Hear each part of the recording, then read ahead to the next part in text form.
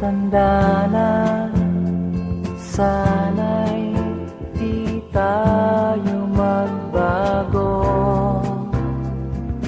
Kailanman, nasaan may ito ang pangarap ko.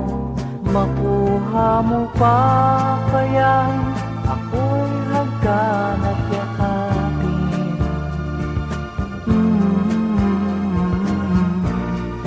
Hanggang pagtanda natin,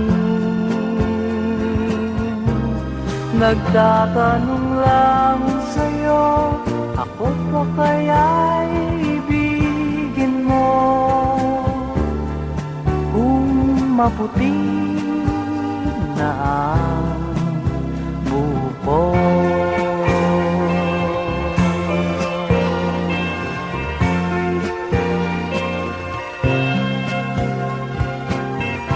pagdating ng araw, ang iyong buhok ay puputi na rin. Sabay tayong mangangarap ng nakaraan sa atin. Ang nakalipas ay babalik natin.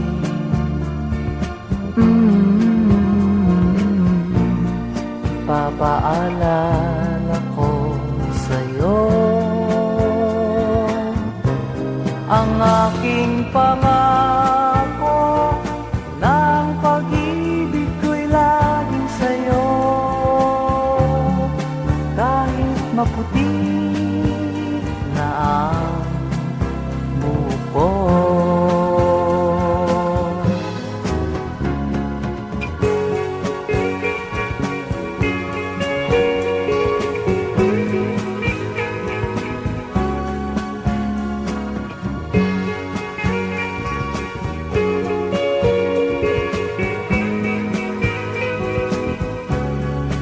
ang naka...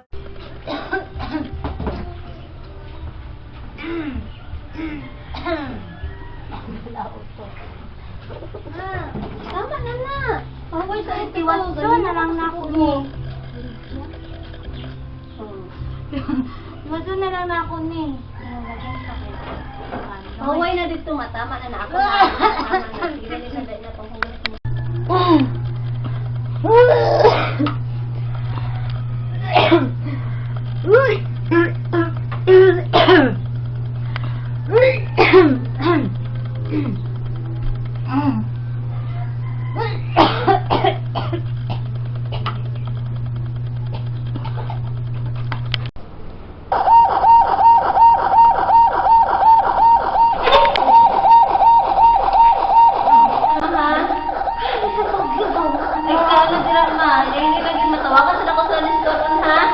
Miss, kamu saan yung doktor? Miss, asa namin Miss?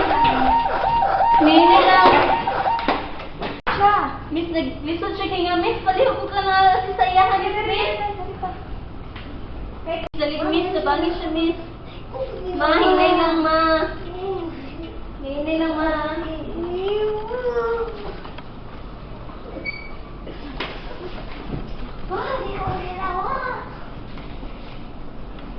Kaya ano lang ma, tawagan pa na ko sa listoron ma. Pwede pataas. Go! Hindi mo kagin ako. Ma. Tawagin. Ginawa or taas-on pa na ko nila. Iyahan lang, ma. Just it up.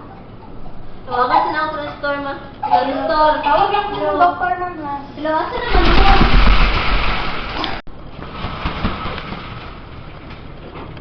Good morning, Mrs. Naunsa man? Kung ginawa, Dok. Naglaba mo siya ganina, Dok. Oo. Kanya karon, naglisod naman siya ganyan noon. Kagabi eh. Sige kay orderan sa Sige, tika ubo, og kuan ha. Orderan sa tika og oxygen sa nurse. Nurse, bigyan ito ng oxygen 2 liters lang. Mrs. i-check sana to imong dughan ha. O, sige, Dok. Rehog ginawa. Pikas. Sa likod atong i-check sa likod nimo. Ginawa. Kay ko, Dok. Ay, hangak, Dok.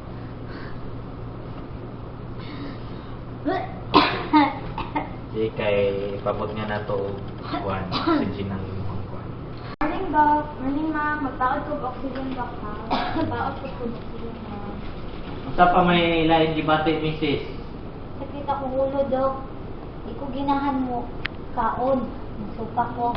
Kung i-pain scale ti ka, 1 to 10 ang pinakasakit 10, pila man imo ang kuan? Kuan, Doc. 10.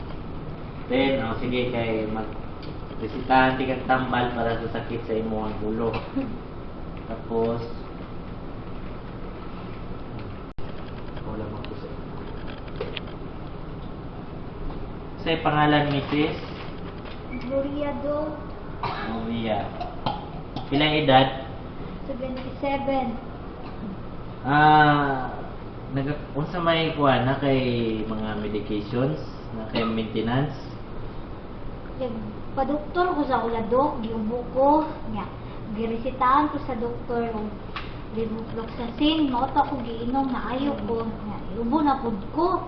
Inom na po ko atong sa itong tambal. Uy. COPD, or chronic obstructive pulmonary disease, is a common respiratory condition involving the airways and is characterized by airflow limitation. Exacerbations and comorbidities contributes to the overall severity in individual patients. Let's look at the signs and symptoms of COPD. So patients with COPD present usually with 3 cardinal symptoms, and these are dyspnea, chronic cough, and sputum production. Less common symptoms include wheezing and chest tightness.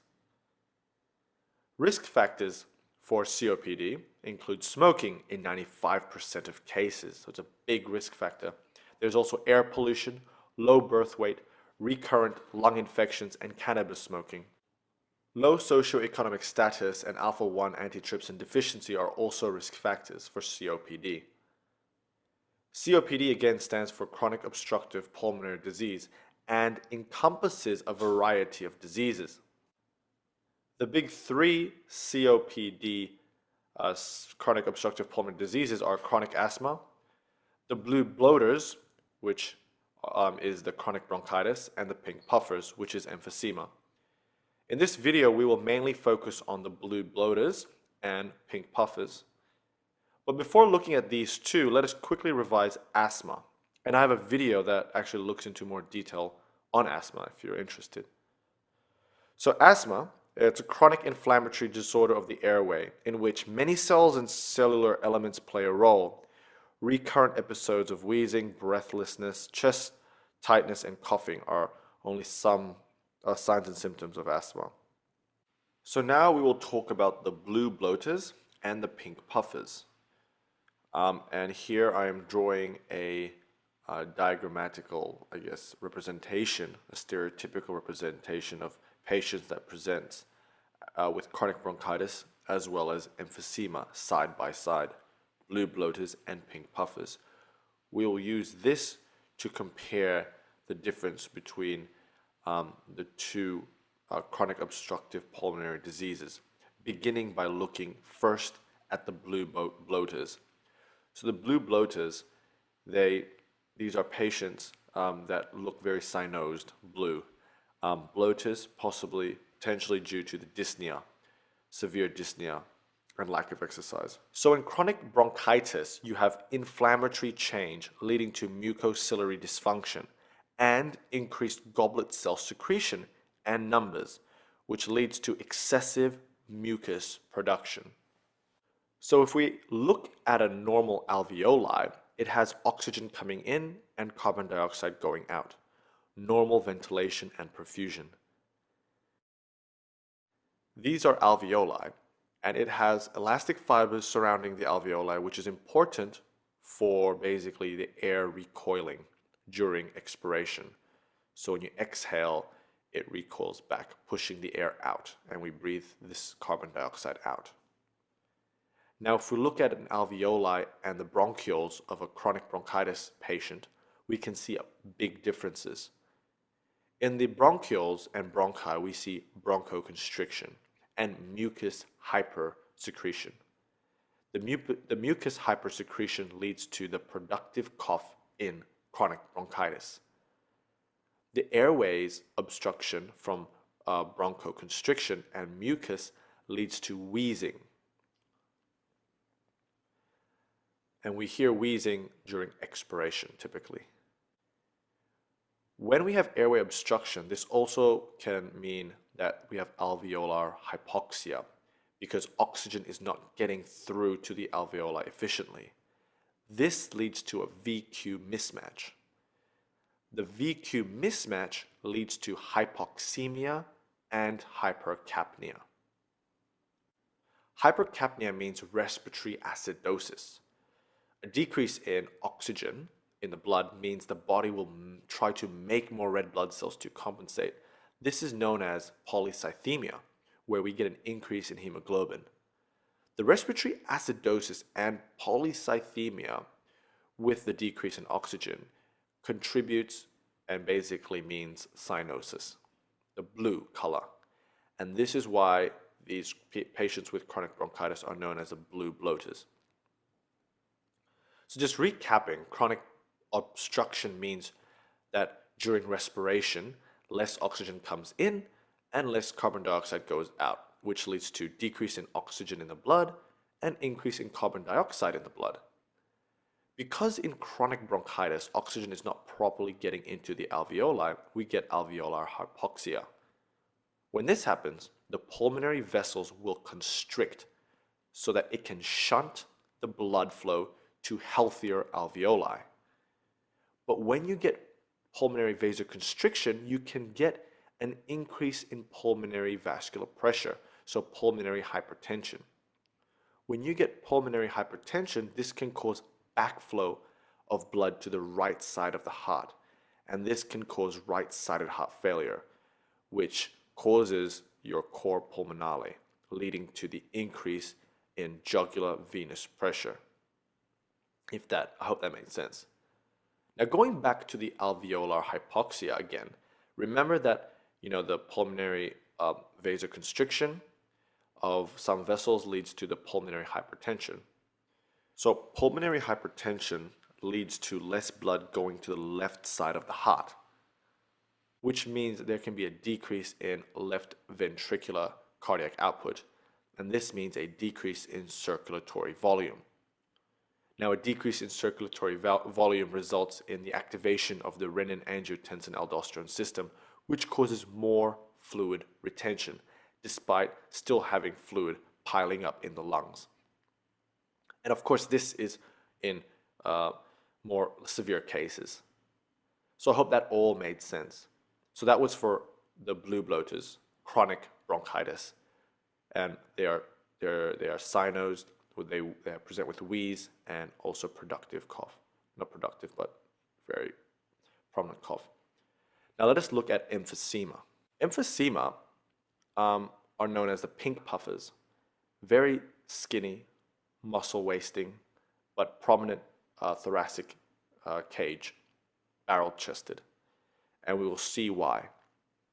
So emphysema is an inflammatory response which leads to elastic fiber breakdown and destruction of the alveolar walls, which means loss of alveolar integrity, and so we lose alveolar recoil as well. This leads to a phenomenon known as air trapping, which is typical of emphysema patients. So if that all did not make sense, we'll look at it in a diagram. So let's draw the same diagram as before with the bronchiole and the alveolus here, and its pulmonary supply. Now within the alveolus, there are macrophages normally residing in there, helping to keep the place clean and sterile. And normally, again, oxygen comes in and carbon dioxide goes out. Now with emphysema, due to smoking or inhalation of pollution or other toxic substances, the macrophages can become stimulated and begin secreting proteases and cytokines, which lead to a number of things.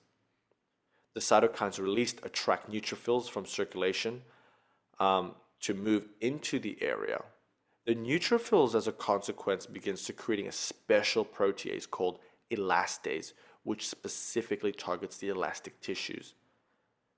So elastase secreted by the neutrophil leads to loss of elastic fibers around the alveolus, which would mean loss of elastic recoil, which means decrease in ventilation. The proteases secreted by macrophages and the neutrophils also lead to the destruction of the alveolar wall and capillary beds. The destruction of the capillary beds leads to a decrease in perfusion. And so, as you might realize, we have a big problem with the ventilation and perfusion ratio.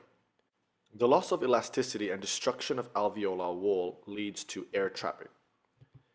Air trapping is basically when you still have a lot of gas trapped in the alveolus after you exhale. So you have oxygen and carbon dioxide trapped there still after you exhale. This means you have an increase in end expiratory volume. So because you have an increase in end expiratory volume, this leads to one of the clinical signs of emphysema, which is barrel chest. Because you are not emptying your lungs, you still have gas trapped, and you're using accessory muscles and a lot of effort in breathing. All these together lead to the barrel chest. Okay, so the decrease in perfusion and the decrease in ventilation, which we talked about earlier, leads to a matched VQ deficit. As a result of this deficit, in the blood, you see similar things to chronic bronchitis: a decrease in oxygen and an increase in carbon dioxide in the blood. So recapping what we just drew on the diagram, the proteases released by macrophages and neutrophils damages the elastic fibers, leading to decrease in elastic recoil, which means a decrease in ventilation.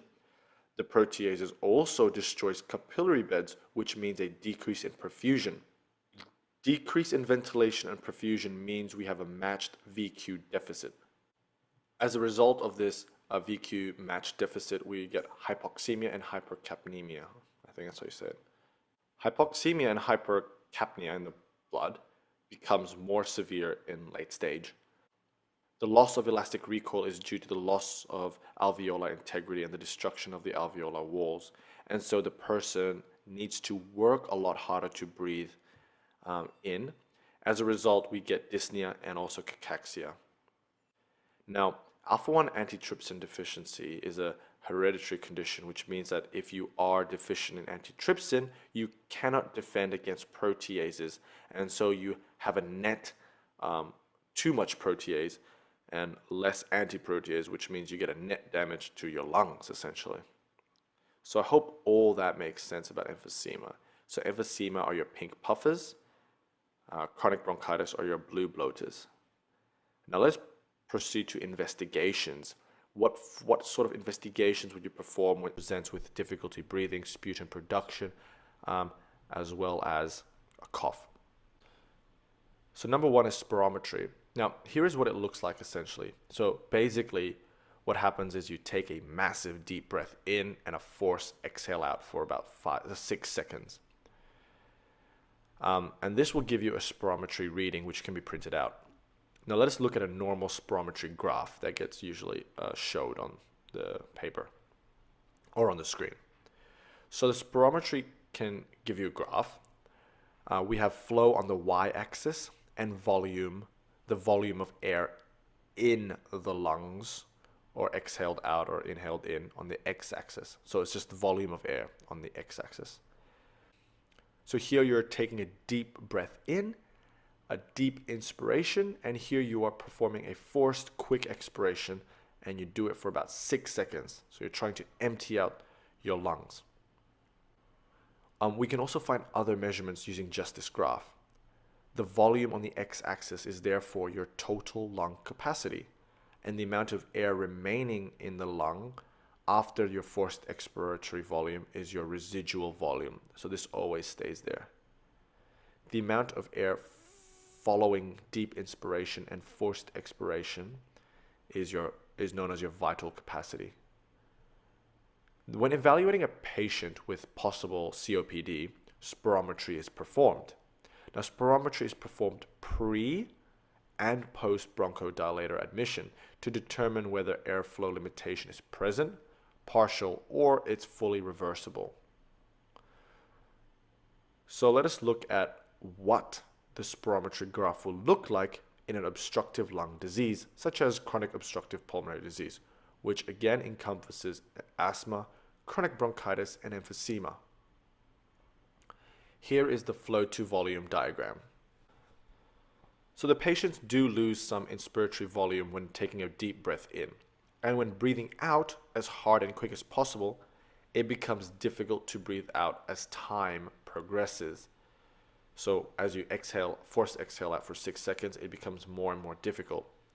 So you see here the dotted lines represent normal deep inspiration and normal forced expiration.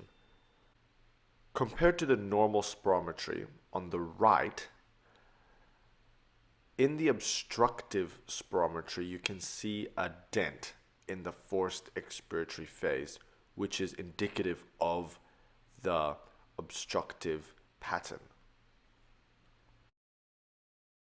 In obstructive, we have a decrease in forced expiratory volume and a decrease in the forced expiratory volume over forced vital capacity ratio. Now, a decrease of 70% of this ratio is indicative of COPD. So again, less than 70% is like a diagnosis. So because we looked at obstructive disease on the spirometry, we might as well look at restrictive lung problems. So restrictive lung problems is actually much more obvious in that if this was your normal breathing, restrictive gives you something like this, a big decrease in both flow and volume. Okay, so that was spirometry. Another investigation you can perform is chest x-ray, which helps you rule out cancers as well as other heart problems. But you do see some features in advanced COPD. So if here is a chest x-ray, you can see hyperexpansion of or hyperinflation of the lungs, which also means you could have a flattening of the diaphragms, which is a sign of hyperinflation as well. Here, we can have also pulmonary hypertension, which means that there is a prominent hilar vascular shadow. You also may find a bullae, a fluid buildup in certain types of emphysema. Also, when you look at a chest x-ray, the chest x-ray can look darker within the lungs. The gas, the air, so the lung shadow can look a lot darker because there's a lot of air trapped. We can also perform a pulse oximetry to check for oxygen saturation and the signs of hypoxemia. A full blood count is important to check for signs of anemia. Arterial blood gas is another investigation to check for pH. So I guess the severity of the respiratory problem. If the problem can also be respiratory acidosis or respiratory alkalosis, but typically it's respiratory acidosis. Usually in COPD, especially late stage, it's respiratory acidosis. ECG is also important to check for heart involvement and to rule out MI and heart failure. So here we are looking at an ECG strip. Here is a normal ECG, with the PQRST waves.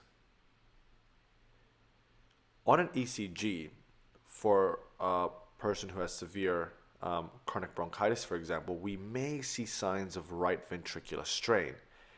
And so this in a right ventricular strain on leads V1 to V4, we can see inverted T waves.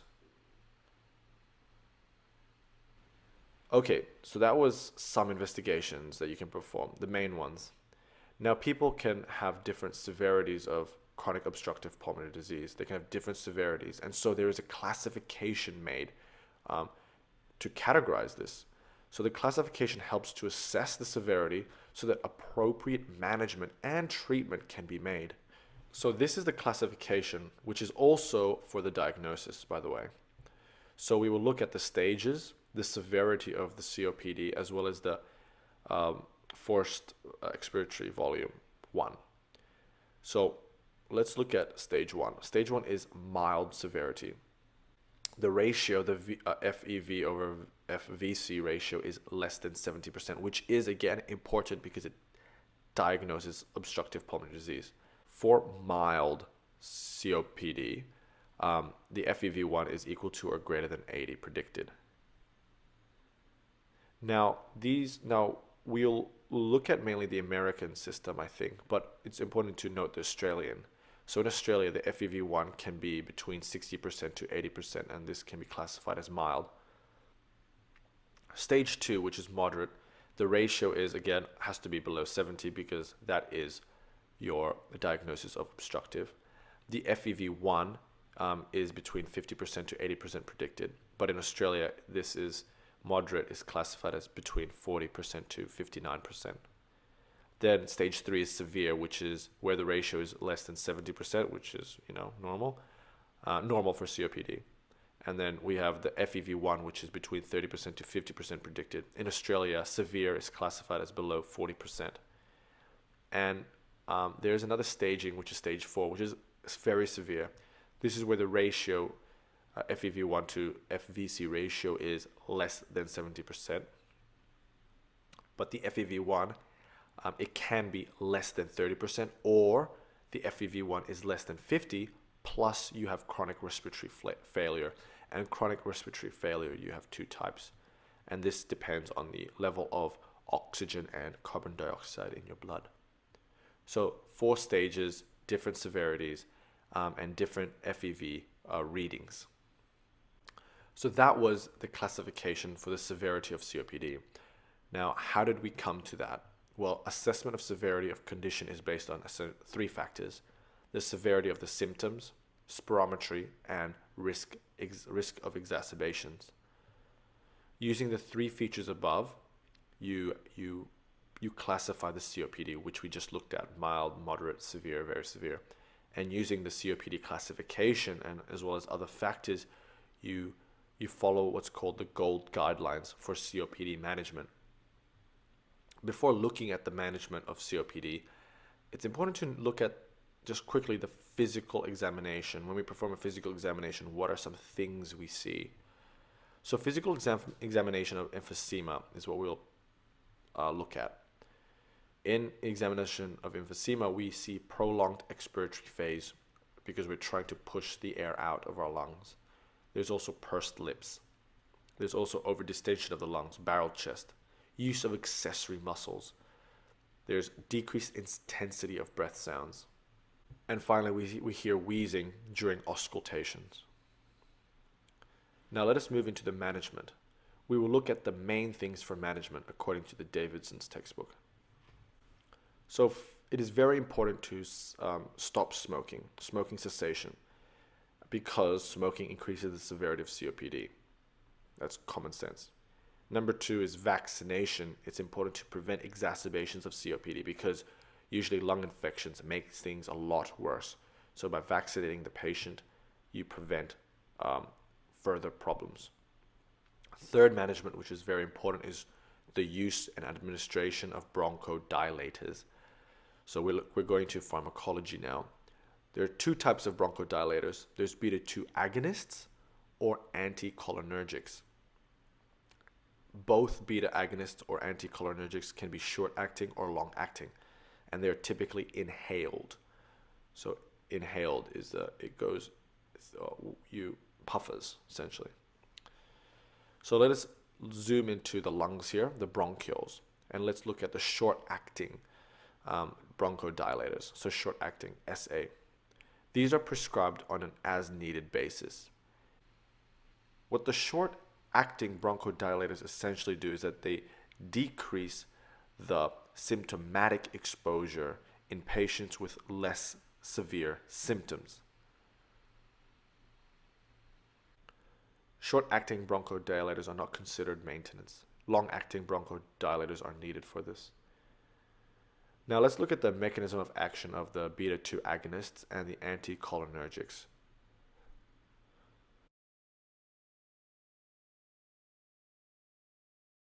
So let's zoom into the layers of like the smooth muscle of the bronchiole here. So here we have the epithelial cells which are surrounded by the smooth muscles. The smooth muscles can contract and relax depending on the signals they are receiving.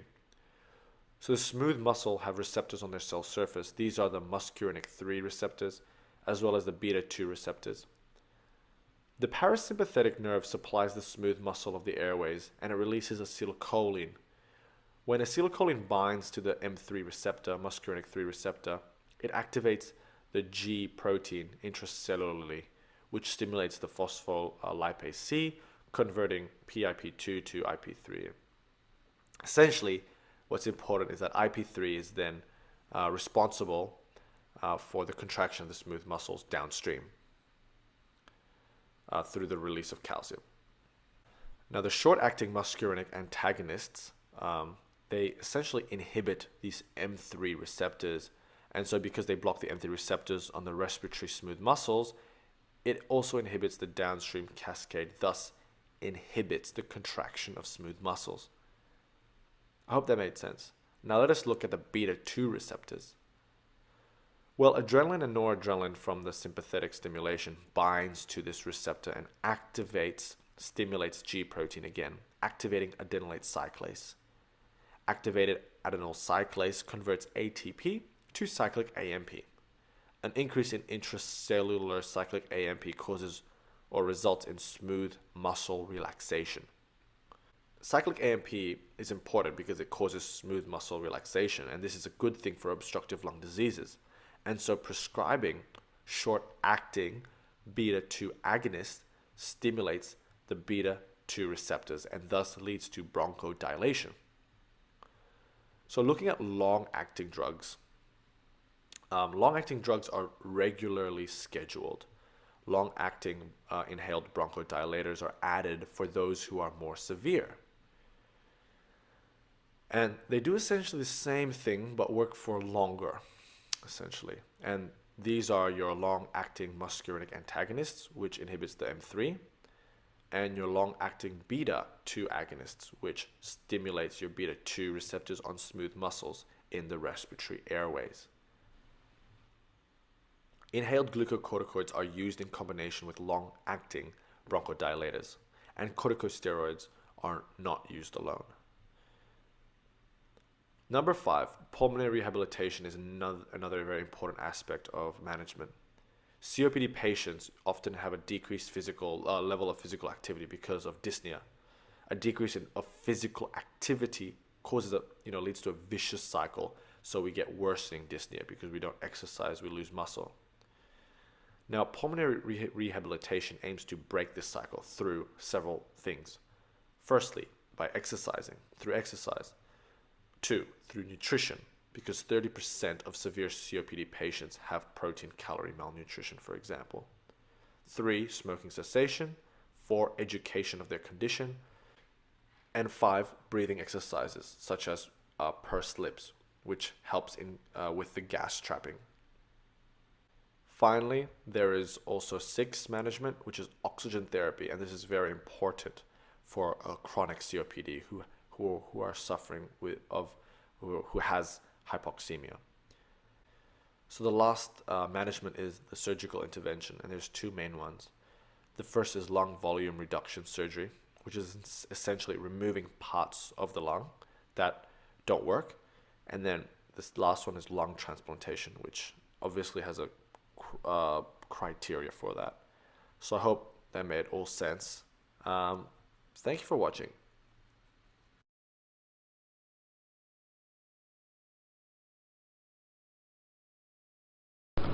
Hey ma'am, magtaod kog IV ma'am. I-order ni Doc. Nag-100 kahit 100 ka ma'am. Asa.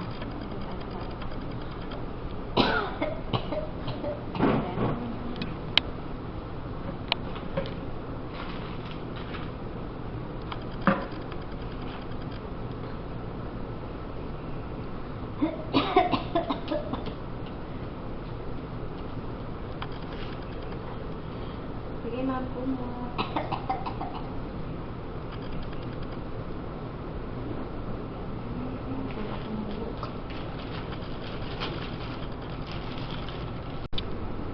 Morning ma'am, mag-endorse lang ko kay customers niyo ma'am.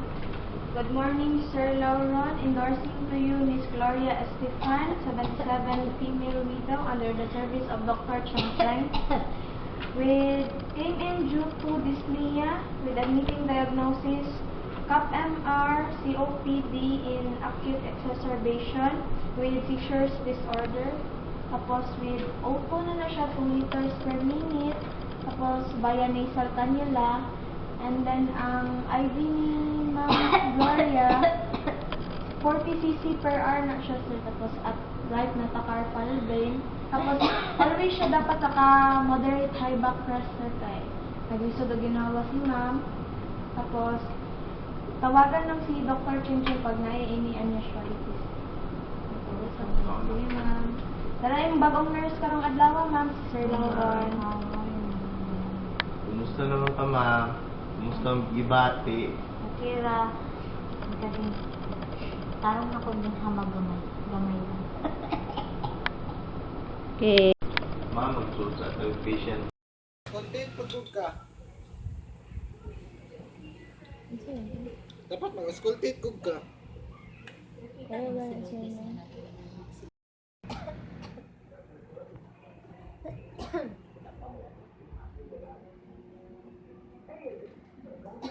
Good morning, ma'am. Kamusta man ka, ma'am? Okay man lang, ma'am. Dili na mag-isa sa ginawa, ma'am. Check sa dana ko, ma'am.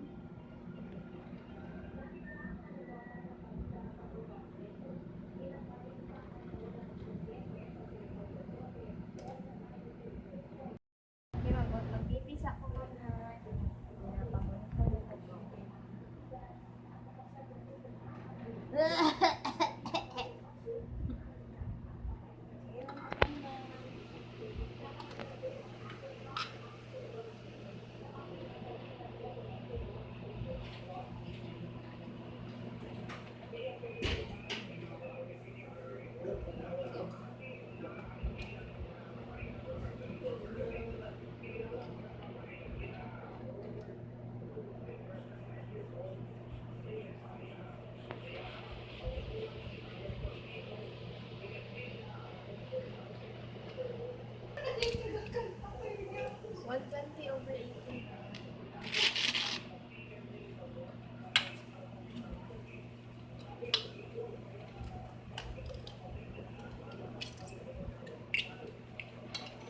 Pizza tayo.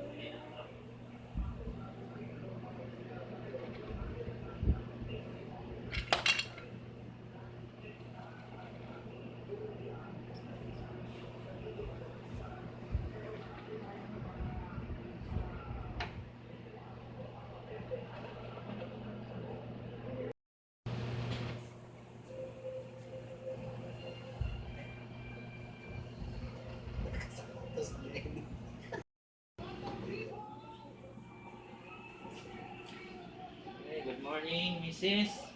Kamusta man? Okay lang? Okay na imo ang kuwan? Hinawaan, Lord?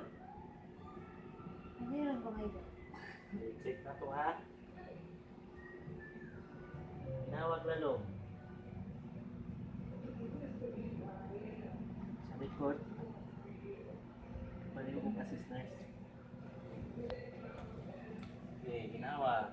Hello.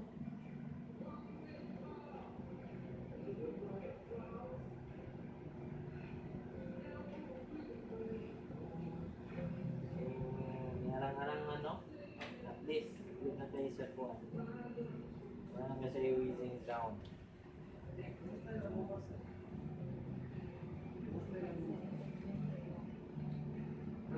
So, mag-nebulize ka karon morning. Mana ba siya nebulize nurse? Kuhan-kuhan eh. Nebulize. Tapos ang kuhan. Oxygen. Okay na siya.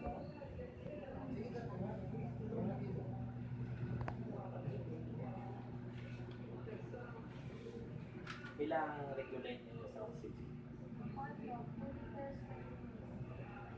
2 liters. Kung ating bread, guys. Tinanap sa dok, nag-enter ba niya ito? So, wala pa no? Ang medication nimo continue sa tapos na po gidungan ng kuan for nebulization nimo. Kuan siya every 6 hours. Salamat Mrs. ha? Maninay, mag-ata ko tambal nimo nga. Sabitan mo mag-pa-order nito sa ako.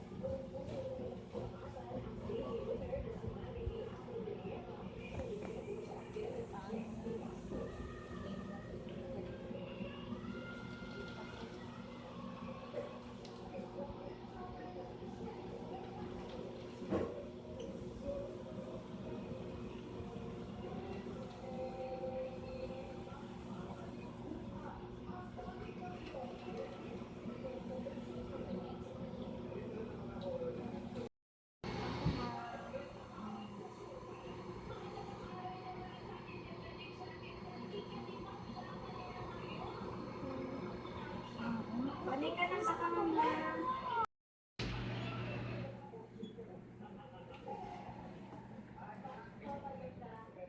Morning, Mrs. Basta naman. Ha? Sa ibatin niyo karon. Okay na? Atong i-check balik ha. Muhang dukan. Balik ko. Sa likod. Check na ang likod.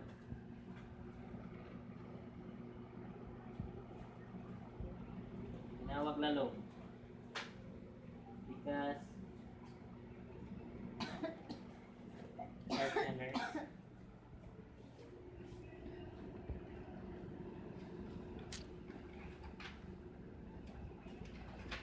So, karon continue lang ka sa imuhang kuan antibiotic, penicillin, IBTP.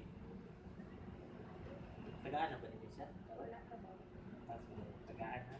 So now na lang ko. Oh, now ni siya na. Then, naman kay gamay pa nga plema. So, magbisita lang sa ako sa imuhang kuan, ang Bruxol.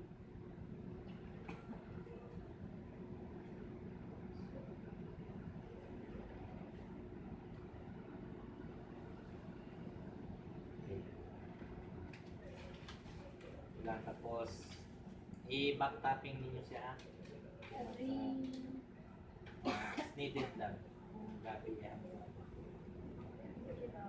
Okay, salamat ha. Kakausap ko.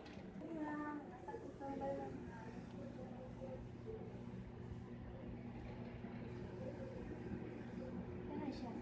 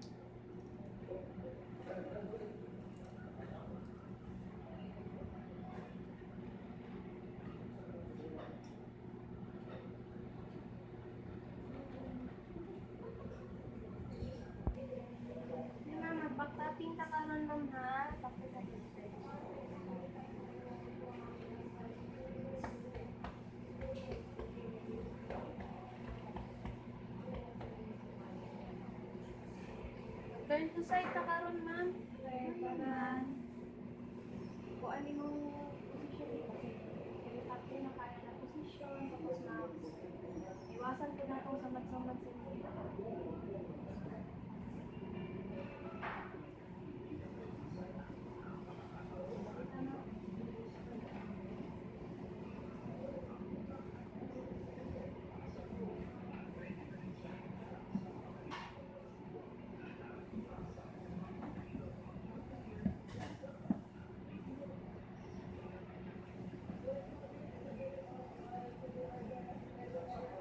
Okay ma'am, tulog sa kanya.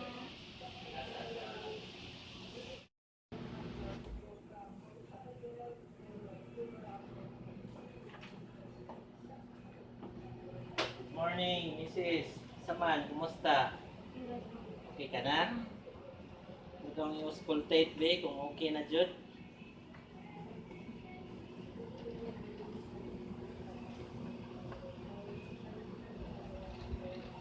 Sa likod.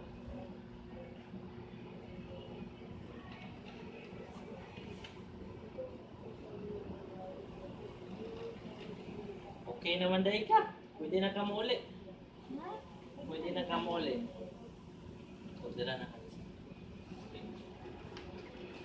So, kuhan na. Stop na yung kuhan. Oxygen. Now na daw. Oo. Ano na naman siya. Tapos, may go home ka na, misis.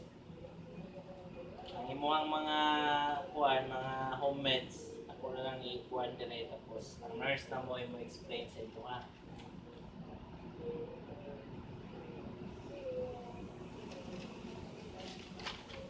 Mga laboratory yan.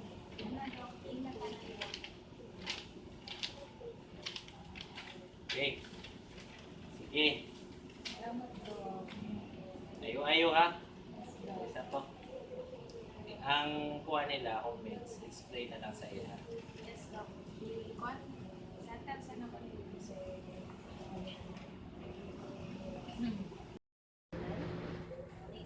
Morning, ma'am. May buntag ka. Kailangan mag-disulgan na ma'am. Sige, ma'am. So, karong hapon, dito na ka, pwede na ka karon mo gawas. Tapos, may mga gipang order na tambal si Doc. So, acetylcysteine for phlegm PID 6 a.m. tapos 12 p.m. tapos 6 p.m. na po mo siya i-take. Tapos, dala ang mga sobra sa mong tambal, ma'am. Tapos pag kulang na siya, ma'am, pwede mo mapalit naman pa yung mga gipang reseta dari si doktor yata na ko. So, nagani, ang Ambroxol po, ma'am, PID gihapon, isabay din mo siya sa mga acetylcysteine. Pagkahuman, kaning salbutamol, Q6 na siya, ma'am, every 6 hours mo siya, tagon mo siya i-take. Tapos naman may nebulizer sa yung balay, ma'am. So, nato siya, ma'am, tapos, karong Thursday, ma'am, mubalik na po ka karon kay Doc para ipon. Siya nang pizza. Karong December 17, ma'am, ipon. Balik ka kay Doc 1 week after magmubalik kay Doc. So, ato kasi ang clinic by 1 p.m. o april na ng clinic ni Doc. So, karon kung wala may nebulizer, ma'am, pwede mo ato sa health center na araw na sila dito. So, by Thursday, ma'am, mo, at balik ka kay Doc. Itago na yung sige, daw na ako. Hindi ninyo sa inyong balay, ma'am. Dili ka pwede maghago-hago. Dapat nakaras ng kaperminti. Every morning, magpakuan kasi mong daughter na maglakaw-lakaw. Dapat nakaalalay siya, ma'am. Basi just in case pa na magpapar na po din yung pagkisunod ginawa. Tapos, kuan, limpyo dapat ang paligid na para iwas sa mga dust, abog sa mga kuan dito. Pagkahuman, ang back tapping po ninyo, ma'am, pag mag-upo ka, iana lang siya, ma'am. Ana ang likod niya. Ana ang forma ka para makuha ito. So, kaon lang po siya, ma'am. Dapat kaumpit ka gulay, ma'am, everyday. Exercise daily with assistance ng doctor. So, kaon lang po siya, ma'am, ha? Sige, ga. Yaya, ma'am. Sige.